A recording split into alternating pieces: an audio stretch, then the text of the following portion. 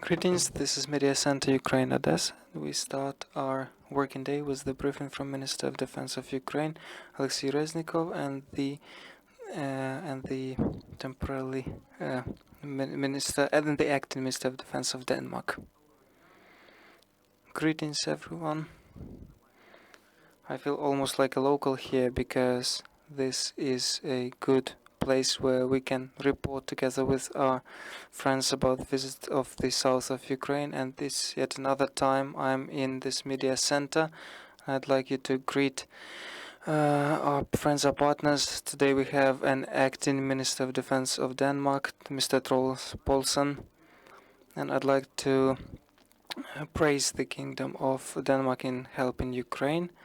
I was lucky to participate in one training program and this program was called Responsible Leadership. And afterwards, after participating in the program, I really highly appreciate the demonstration of a responsible leadership, and this revealed itself, especially once the full-scale invasion of the Russian Federation and once some of the cities and villages of Ukraine were occupied, and all the civilized world it stood up with Ukraine in this or that way.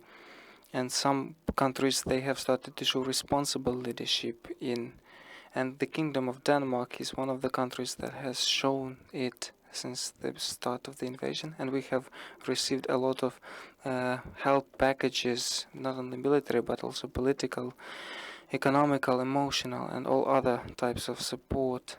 And thanks for the leadership of Kingdom of Denmark and the people of Denmark and the parliament and the leadership, we have launched some very important programs, for example, like creation of a special fund where the donor countries gather funds, and together with our friends from the Great Britain we have an opportunity to use this financing to fund the ammunition and weapons purchase.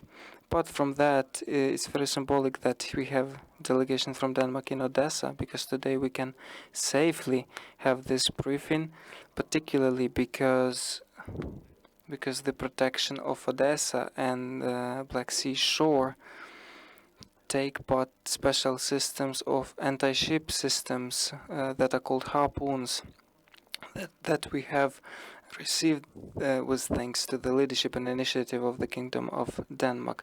Of course, the manufacturers of these systems are different other countries, but the thing is that these harpoons are, as a rule, ship-based, sea-based.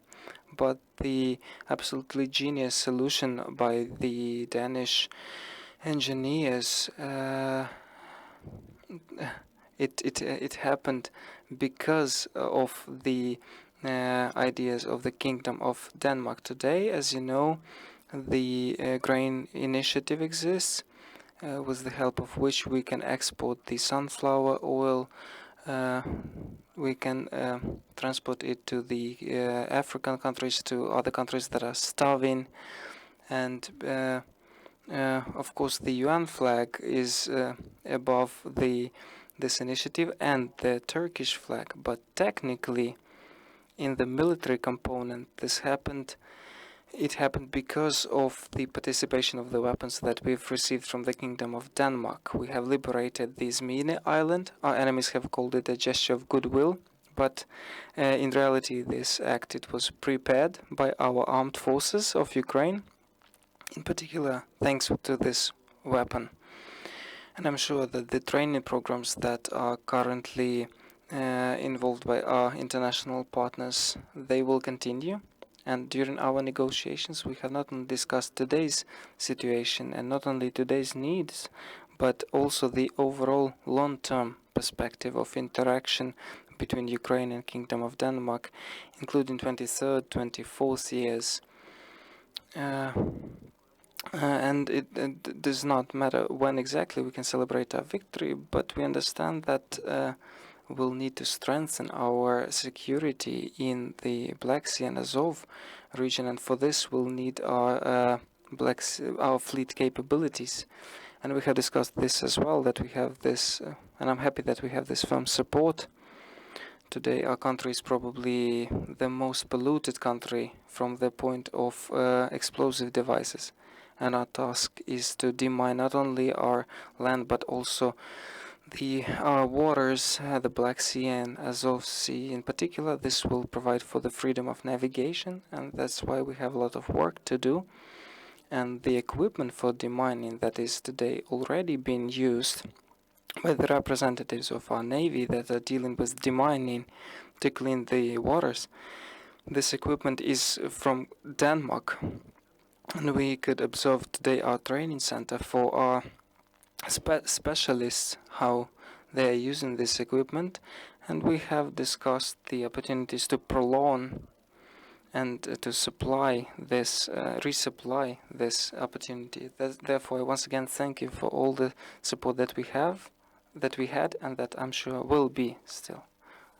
Thank you, Minister Reznikov. And first of all, it has been a great pleasure for me and also the Danish delegation to visit Odessa here today. As I've mentioned during the lunch, I have been to Ukraine once before. It was in 2004. So it's quite many years ago. First of all, I would like to underline that Denmark is a strong supporter of Ukraine and your fight for freedom. We have donated weapons, military equipment, and also trained Ukrainian soldiers on Danish territory, and we will keep on with these efforts. I have also had the possibility to see how the Danish Harpoon missile system has been working here down in Odessa, and you and your brave soldiers have also given me an introduction to that here today. I can say, as you also mentioned, that Danish soldiers figured out how to turn Danish Harpoon missiles into a land-based missile system, which Denmark donated to Ukraine last spring. The Danish donation of the land-based Harpoon missile system was deployed into the war right here in Odessa, where we stand today. Here, the Danish donation helped Ukraine and its brave soldiers in defending Ukraine. And also, ultimately, Ukraine was able to liberate the corridors at sea and reopen the Ukraine food export.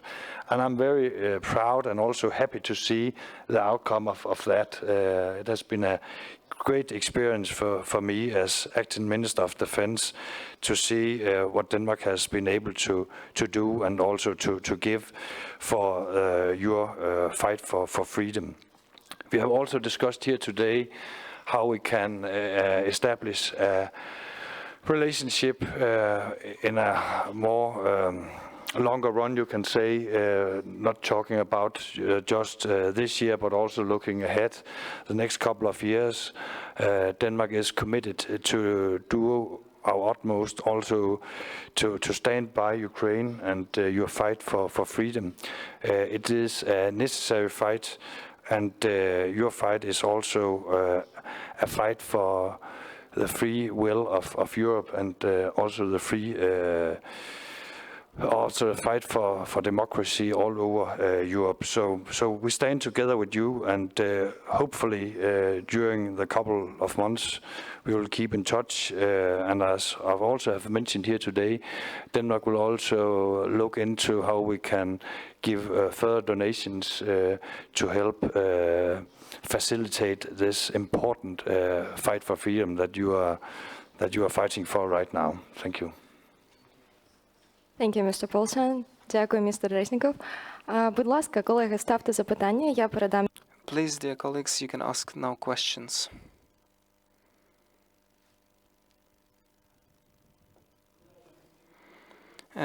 Ukrainian view.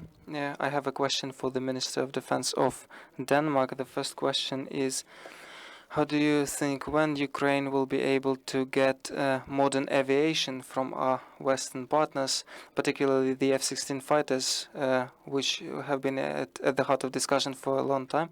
Second question is to the Ministry of Defense of Ukraine. That Denmark has agreed to rebuild the Mykolaiv region after the war. Are there any projects on how Mykolaiv could look after the war? Any ideas on reconstruction? Paul, we have also today talked about the F-16 fighter jets. Denmark is aware of Ukraine's request for fighter jets, and we are considering all options to support Ukraine. I've also said that before. I think the first part of the discussion about fighter jets is training activities or giving training courses to the pilots from Ukraine. Hopefully, we can have a discussion also with other countries, other allies in Europe about that. I'm open for considering that as a possibility, but it is also important for me to underline that Denmark would be doing this in a partnership with other European countries. Дякую. Наступне питання. Sergei Osachuk, 1+1 channel.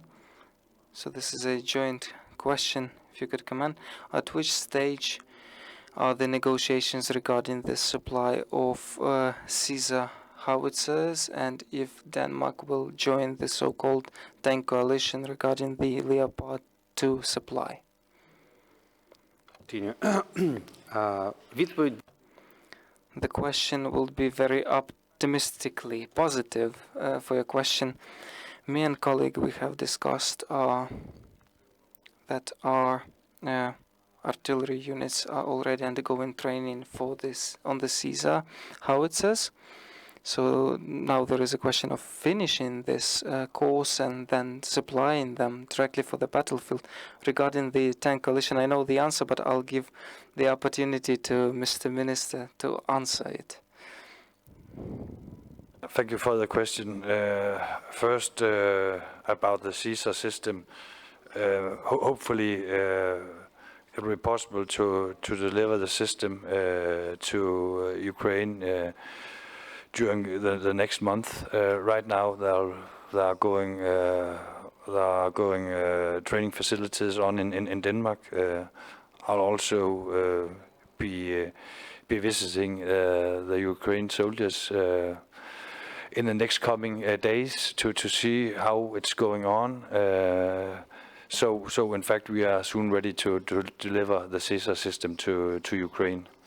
And about the Leopard 1 and Leopard 2 tanks, I can say that Denmark has made an agreement with Germany about 2 months ago.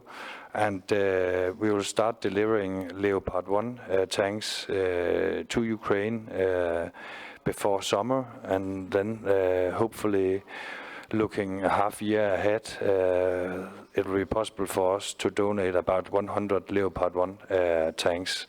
And that, I'll say, would be a substantial thing for the Ukrainian army, also in the fight for freedom.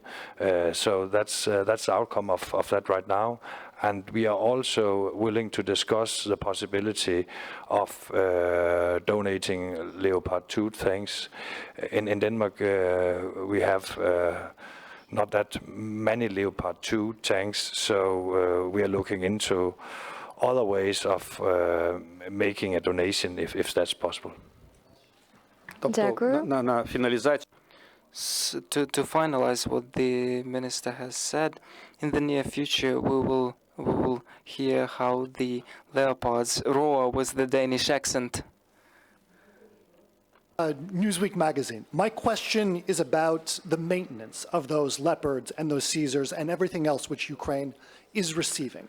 What is being done and what more needs to be done in order to ensure that Ukraine has all of the spare parts, the technical expertise, and the equipment necessary to maintain the Western weapons which it is receiving? I think that's a question for me, I'll guess. We are discussing that right now, and it is a crucial question because one thing is to donate Leopard 1 tanks or the Caesar system, but they also have to be, or they have to have a maintenance when they are going to Ukraine. So hopefully we will also have an agreement on that before they are donated to Ukraine. So they could also be be active in the longer run. And that's, of course, also a concern of me. So the donation not only be a donation for a shorter period, but they could last for a longer period. And then spare parts is also a part of that discussion. Дякую. Наступне питання. Can I add something to that? Alexander Vindman, who is a former NSC staffer from the United States, now a private citizen, has suggested that something should be done in order to get contractors from Western militaries, formerly, military personnel who are now also private citizens, hiring them as contractors and providing them the opportunity to come to Ukraine in order to perform maintenance on these systems. Is that an idea which has been explored, and is it plausible? Якщо питання до мене, If the question is to me, I was not aware of this offer. It sounds quite reasonable, and I'm sure that our partners with pleasure could hire such specialists, and we would organize everything in our capacity for them to come to Ukraine, because we've been offering to our partners for a long time to organize the maintenance, examination, and the overhaul with the maximum proximity to the battlefield. And if you remember at our meeting, I have said that there are three lines of the maintenance. The first one is direct maintenance on the battlefield.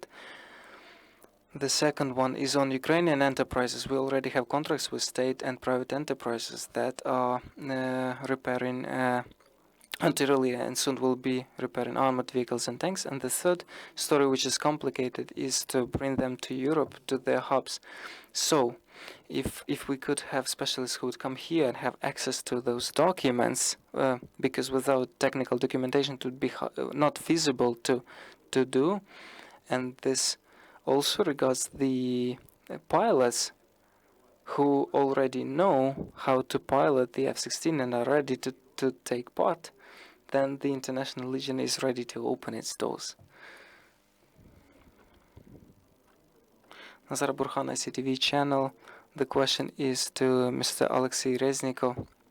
You've announced about the demining of Ukrainian soil, and you've said that you have discussed this question with Danish minister. Could you please clarify? So you're talking about the supply of certain systems or perhaps some other things? To be hard to say in brief, but because I don't remember the particular number of the square kilometers. Unfortunately, my counselor is not here who knows the exact number. But it's the number of the square kilometers that need to be demined is mind-blowing already. And after the deoccupation, we will have an audit of the land and soil, of the soil and water, because you already know that the sea mines frequently reach beaches not only in Ukraine. So when we are talking about demining, it's equipment and it's also the robots that are floating and have the necessary sensors that can locate the mines and that can further transmit the signal to the divers. The second thing is the demining equipment itself, because you know that the companies the Danish companies have been actively working since 2014 in Ukraine, and the tasks are overwhelming. We have special regulations, and today the demining is conducted in Ukraine by two institutions. I'm talking about humanitarian demining. I'm not covering the military demining, because that is a completely separate story.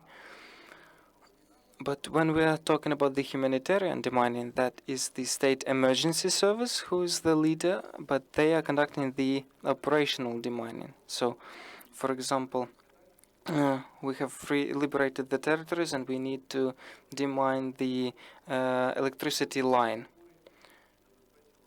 or for example, to demand the tunnels, the roads, so that Ministry of Infrastructure could come. And the second organ is the Special Transport Service that is subordinate to Ministry of Defense, that also has its capacities to demand tunnels, bridges, roads, but all this is operative demining, and the full-scale demining of, for example, agrarian sector, when our farmers, they're begging, please demine the farms so that we could grow the crops in order to provide food to the stores. So our task is huge. We have already created an interinstitutional working group that has been chaired by Minister of Economics Yulia Sviridenko, because she understands which fields are a priority from the point of big volumes of demining. Therefore, the Danish expertise would be of great need for us, not only as expertise and as training of our sappers, because our plans is to create a personnel of at least 5,000 experts that would be dealing with demining, and this is taken into account that there would be operators from other countries, because, for example, Croatian experience, the war in Croatia has finished more than 28 years ago. Up till now, the Croatian territory is not fully demined, and the Croatian center still has work. So, for example, on average per year, they can demine 50 square kilometers. Up till now. Our war is not over yet, and after our victory and liberation of our old territories, we face the task that was the Croatian tempo, that's at least 30 years to the future. But modern technologies and the modern equipment used to locate the mines, the ground, the sea, the aviation base, they will shorten this period, but still will need the capacities in terms of human resources. So this is a big challenge for Ukraine overall. So the last question, TV channel Inter. I have the question to Mr. Oleksii Reznikov. The anniversary of destruction of Russian missile cruiser Moskva is approaching. It was done on 14th of April the last year by the armed forces of Ukraine. 1 year has passed, and the society needs some information, some details regarding on how this all happened and how you've managed to locate this target and to defeat this target in such a beautiful manner. Could you say if you could share anything with the society? Well, I'm becoming. You put me in a very uncomfortable position, because I'd really like to give you some insight on that, but I have an agreement with the commander of Ukrainian Navy, Admiral Neish Papa, whose efforts it all happened, and we cannot explain everything in detail, because there are still some nuances that our enemy is not aware of still, and this means that we can provide more surprises to the enemy, some more cotton, bavovna, and we are waiting for a appropriate moment to repeat this story. I can just emphasize and underscore once again that twice in Russians' fleet history, within 100 years, a flag warship was sunk. The first time it happened in times of Russo-Japanese war near Tsushima Island, and the second time it happened in Ukraine, in Black Sea. And I, as a person fond of scuba diving, I can say that on the seabed of the Black Sea, in the territorial waters of Ukraine, there is an object that has been included into one of UNESCO objects as a certain cultural heritage with the respective registration number. It's been officially registered. And after victory, I invite everybody who's willing to join our team in diving to the very to an interesting dive site. Because we'll have an underwater museum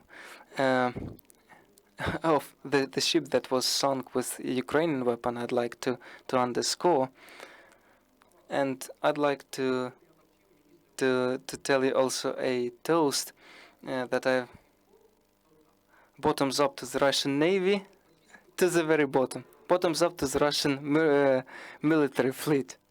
Bottoms up to the very bottom.